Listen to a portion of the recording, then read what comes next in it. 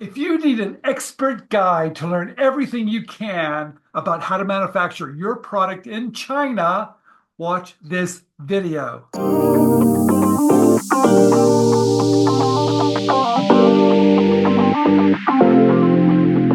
All right, Stephen Key here, and I have a very special guest all the way from where? I'm in Bangkok, Thailand today.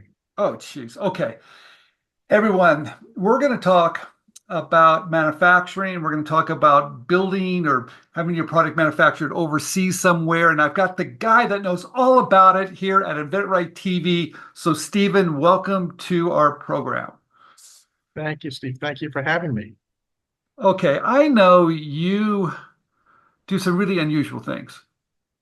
And the one thing that I think is really remarkable, you bring people, entrepreneurs that have great ideas that want to make them over in China or maybe some other parts of the world. You bring them with you so you can show them how this is actually done. Is that what you do? Help us. That's one of the things I do. And basically it comes down to let people focus on their product, their idea, their dream. And I'll hold their hands as they learn all the rest of that from uh, making sure it's a human-centric design, customer-centric design to um, trade-offs in the design so that manufacturing is the right price, understanding the retail price. When it comes to manufacturing, how do you manage your factory? If you're in another part of the world, how do you ensure quality, logistics, sales to retailers? If there's uh, Billy Wilder was a movie director years and years and years ago, and he had a great saying: "If there's a problem in Act Three, it occurred in Act One." And the more that I can help people get Act One right, all of the foundation, everything else flows from Okay. Well, let's talk about the trips that you take, you bring people on to go with you to China. Tell us about those trips and what do people learn?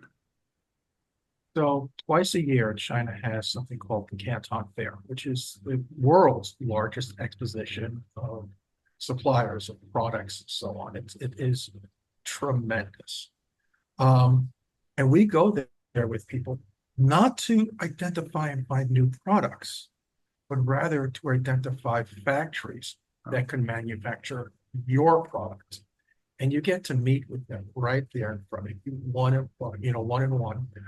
You get to analyze the type of products they have coming off the assembly line. My dad used to say, never buy a car on a Friday afternoon that's made on a Friday afternoon or a Monday morning. So you're here in China meeting with factory owners at the fair, seeing what they have out there in front of them, so you can see the quality that comes out on a Tuesday afternoon. Um, and in my case, I teach them what to ask, what to say, what to look for, how to evaluate. And we actually spend a day in a classroom going through all of that, how to negotiate, then a day at a factory so you know what a factory is like. Otherwise, depending on what you've seen in movies, which is not really accurate. And then we spend a week with factory owners, suppliers, and I try to squeeze in more education, making it as fun as possible. But shipping, logistics are very, very important. So we actually go to the port, non-shop here, the port of Guangzhou, which is the sixth busiest port in the world. And we've got some VIP connections. So we get to see the control center, we get to go into the warehouses, and we actually get to go down. I'm going to say the tarmac, because I don't know what it's called, but we're right there where the containers and the boats are. You need to know about certifications, safe child safety protection, electrical certifications, Prop 65. So we actually go to a certifications lab and everyone gets to put on white coats like scientists and we make things catch on fire and fun stuff like that. Well, And then, of course, an attorney for IP protection and so on.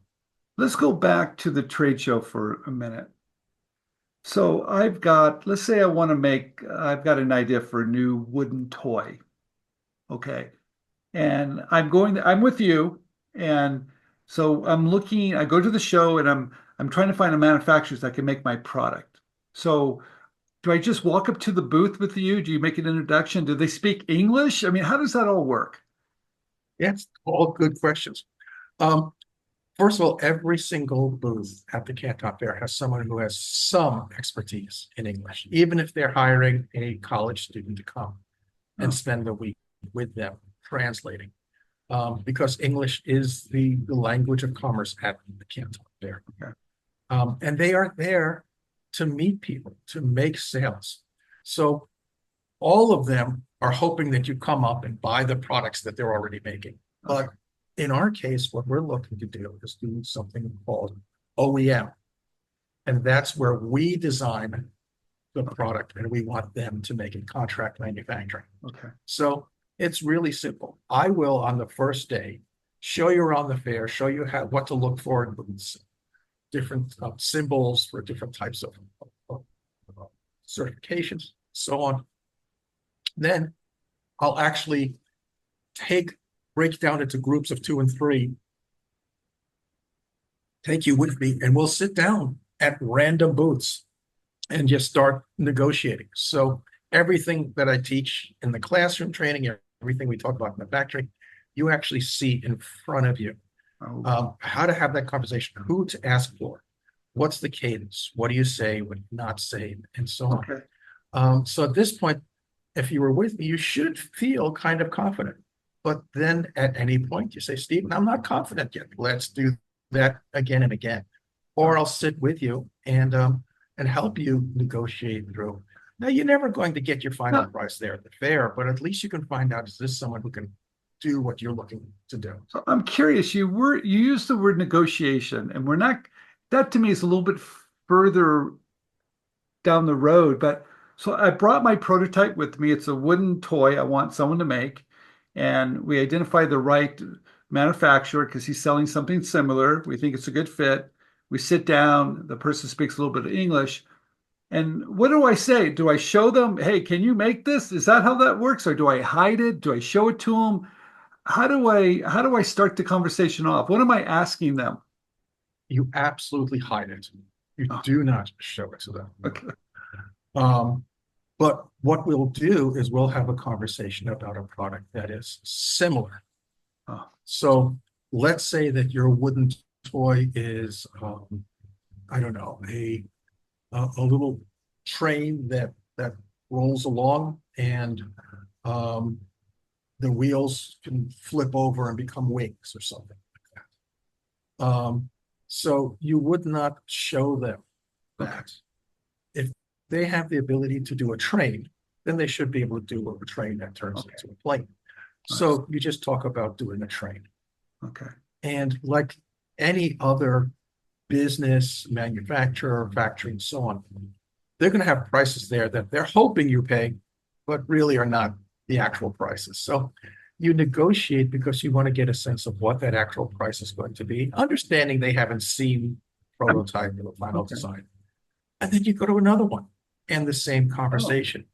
So now you can compare manufacturer to manufacturer to manufacturer to manufacturer, understand how willing they are to work with you, if they understand what the product is, what their needs are, how easy it is to communicate, what sort of respect they give you. okay. All of those things go into the relationship that you'll have with them. Okay. So I can look at something they currently have and something I think I want and look at them they're fairly similar, and I can get an idea what that's going to cost. So Right. is it when I do that, Stephen, do I know the quantity? I mean, I don't know the quantity I need yet. So how do I negotiate? Do I ask like, what is it going to be for 10,000 or 100,000? I mean, how do I do that? How do I, because I So don't know. before we do that, I've got to mention one of the reasons I'm in Thailand right now is because I'm looking for a factory for wooden toys. Okay. And I need the type of carving that they do in Thailand rather than China. So it's just hilarious that that's what we're talking about. And in my case, I went to one of the street markets here and I bought similar toys so Okay. that we can actually track down factories knowing they can make those, rather than telling them what our specific idea is, which is pretty unique. So coming back to the quantity, you should know a few things before you get to the point of talking to that factory. You should know what customers are willing to pay for your Okay. products. That's going to be very rare. You're going to need to know what your distribution is going to be. Is your distribution going to be e-commerce, Amazon, physical stores, large chains, big box stores, and so on? That's going to give you two bits of really important information. One is, once you know what the retail price is, you can work backwards to understand what your manufacturing cost is. Got it. And then once you know what your distribution is, you should be able to project out 2 years. Where are you going to be Okay. 2 years' time? Got it. So that's the conversation you have. Where are you going to be as far as quantity needs in 2 years? And then once you start getting to the point of doing the first production run and so on, now you recognize just how many you need for that first production run. It's going to be different on different types of distribution. Is there any other info that's very good to be prepared before I get there to really ask the right questions so I know my business?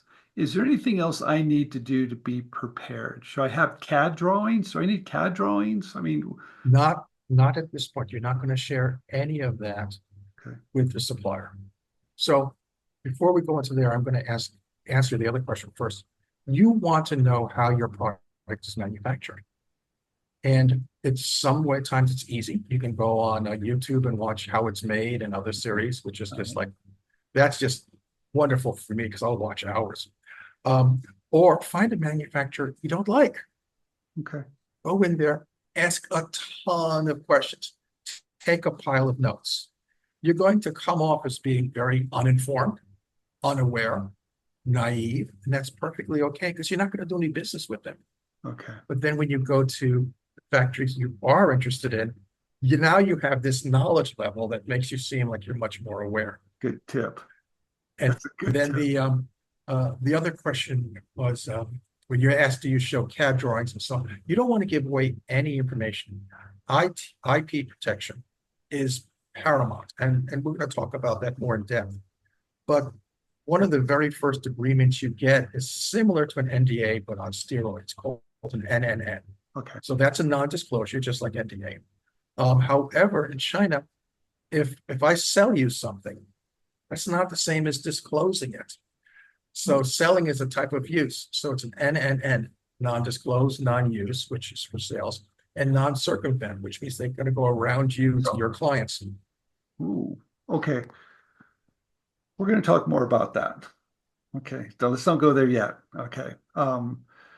So I find the guy, I like him. We have a conversation. The price looks great. When do I go visit the factory? You can do that right then and there. It's very easy. If the factory is on another side of China, you have to take a flight to it. Okay. Most factories are in an arc going from Shanghai down to Guangzhou, all the way down to Shenzhen, which is just south of it. And some are further up north. But you talk to them, tell them you'd like to visit the factory. You can make arrangements right then and there. But when the fair's over, give them a couple of days to get back and, Okay. meet their family again and, take a nice nap and ready to meet you and just come on out and meet you. And it's just quite an experience. We should talk about that as well. What is the experience of Do I visiting a need to see factory? the factory or can I just talk to him this way? And when I get back, I can do Zoom calls? I mean, do I need to do that? Yes or no? My advice is always do it if you can. Oh, okay. Yeah. Okay. During COVID, where people couldn't, it really illustrated the difficulties of Okay. getting things done without having them face to face. Wow. Now, I've got clients who like brand new babies at home and stuff like that. And I'll go and I'll visit the factory for them. But always it's with the positioning of saying, Okay. well, I'm here for Stephen Keith, and he wants this and he wants that, so that it's very much you are the boss, even if you're not there. Wow. Okay, so let me wrap this up because I'm going to do a couple more videos. This is really wonderful information. So you've got this, what is this program called? What do you call this program that you have? So this is really simple. I'm so glad I got the URL. Because it's the Canton Fair, you just type in cantonfairtrip.com.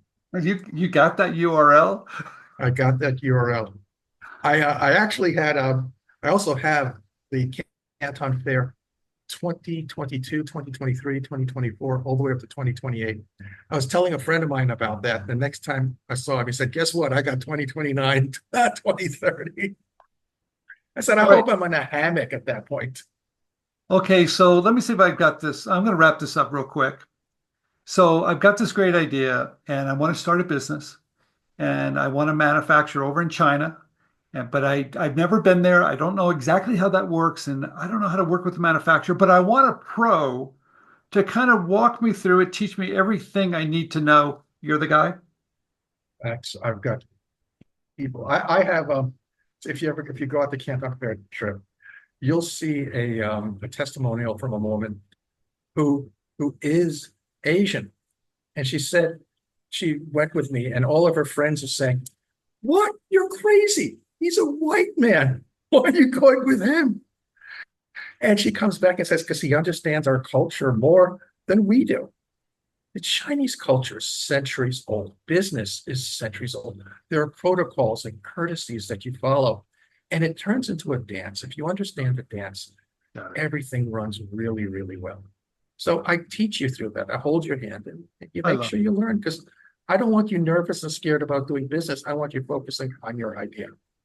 So people are going to ask this, and maybe we can talk about this. How big are the groups that I mean, do you take 50 people with you? Is it a big group? Am I going to get lost, or is it a small group?